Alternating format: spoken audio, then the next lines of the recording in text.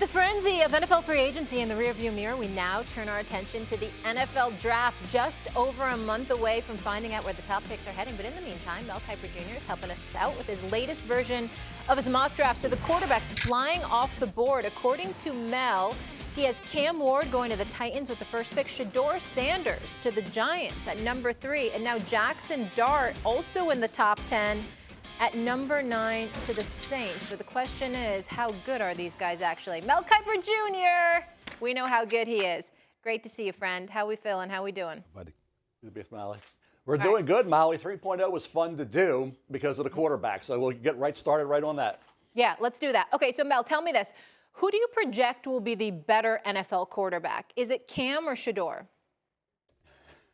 I'm going to go Shedeur Sanders. I'm going to be steadfast in that. I've had him number 1, QB1 all along, really since last year, and love everything about the kid. I mean, if you say, well, he takes too many sacks. Yes, he has to get the ball out a tick faster, but he dealt with NFL conditions. Shannon, Stephen A., we talked about that. Who had to deal with what you're going to deal with in the NFL, what you're going to have to survive in the NFL. He survived hit after hit. How he did it, I don't know. He was 11 of 13 games this year at 70% or higher. He never completed less than 60% of his passes in a game. And in 2023, when he was getting pounded and getting sacked and getting hit time after time, he was at 69% and change with 27 touchdowns, 3 picks, 4 rushing touchdowns. That's 31-3 touchdown interception ratio. So to me, when you look at Shedeur, accuracy, slip and slide in the pocket. Yes, he can get you a 3rd and 8 first down. People say, well, he's going to run the 4.8s. Patrick Mahomes ran 4.8, 4.84. He doesn't have an explosive arm. Neither did Johnny Unitas, Peyton Manning. Okay, we talk about explosive arms. You know, you don't need to have that. Tom Brady, another one, didn't have the explosive arm or explosive legs at 5'2", 440. So you can win in the NFL, win big in the NFL, going about your business like Shedeur Sanders does. And that's why I have a problem with all these people say he doesn't have this, he doesn't have that. He's good enough in all areas, and he has the mindset to be great. I agree with you, Mel. One of the things on your board actually shocked me. Who do you have number 2 again? Going to the Cleveland Browns? That's Abdul Carter. I'm trying to figure out. Last time I checked, it's Deshaun Watson and Kenny Pickett at the quarterback spot. How the hell are the Cleveland Browns not taking a quarterback, Mel? That's the question you have to answer on draft day and leading up to it. I got word that, hey, you got Abdul Carter. You have the wide 9s. You have Myles Garrett. You want somebody opposite him. They haven't had that. Now you get Carter to deal with all those quarterbacks in the AFC, so you can go about it that way. The reason is, too, Stephen A. and Shannon and Molly, I couldn't get a consensus at all on Shedeur. There were more naysayers on Shedeur than positive commentary. Nobody said he belongs up here in the top 5. So I kept just saying, okay, I believe the Giants, look at their situation at quarterback. Look at the division. Hurts just won a Super Bowl. Jaden's going to be phenomenal. We know that. And Prescott.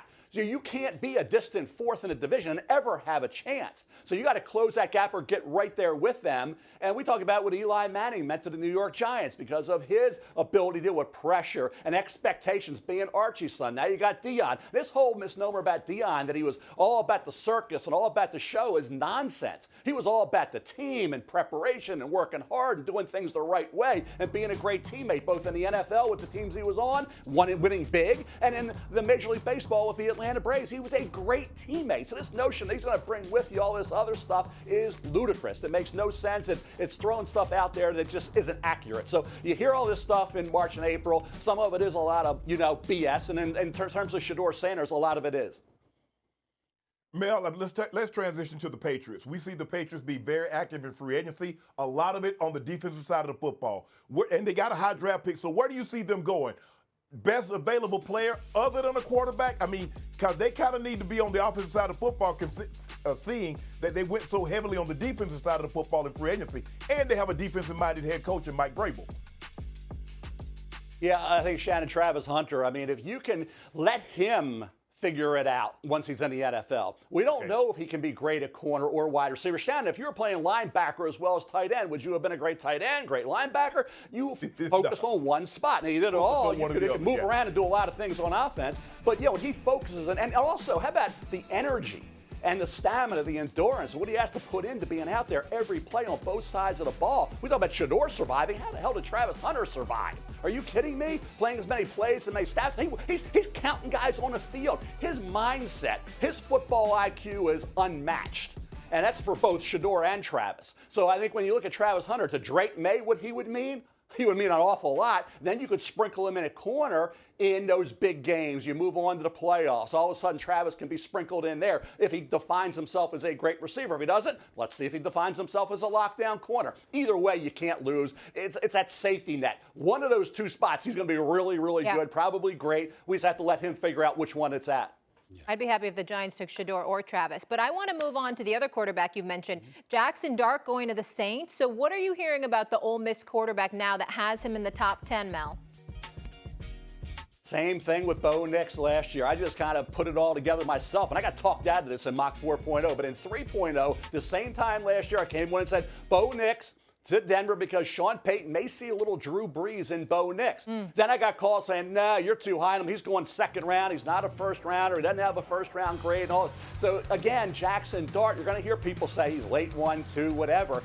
He has the skill set. He certainly has the ability to make throws, accurate throws at every level. Now, he has to layer it a little bit better. All young quarterbacks have to work on that. But the legs are very underrated. He's fast. He's athletic. He's tough. He can kill a defense with his legs. I mean, you talk about what he's done, improving accuracy, completion percentage every year at Ole Miss. Touchdowns went up every year at Ole Miss, yet the interceptions remained at that 5 or 6 point. And the 1,500 rushing yards over the last 3 years at Ole Miss.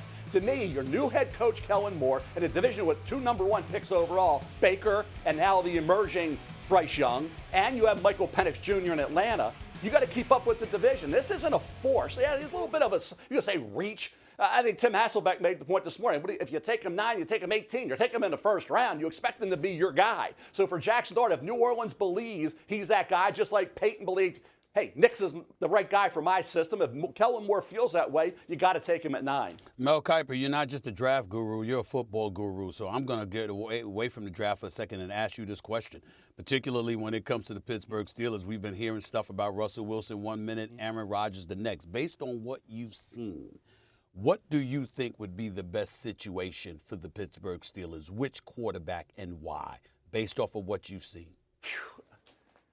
Stephen A., I'm amazed that Justin Fields was allowed to leave the building.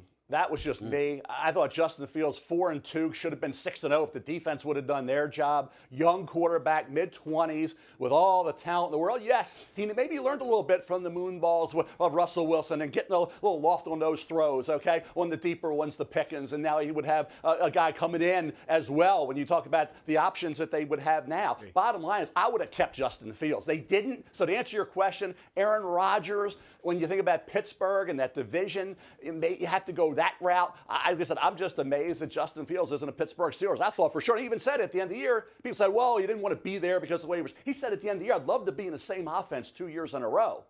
And he wasn't allowed to be in the same offense 2 years in a row because he was moving on to the Jets. So that was one that had me just scratching my head saying, what the heck's going on here? Yeah. Mel, you're the best. Listen, this is a big year for me. I'm really going to be locked in, okay? It's personal.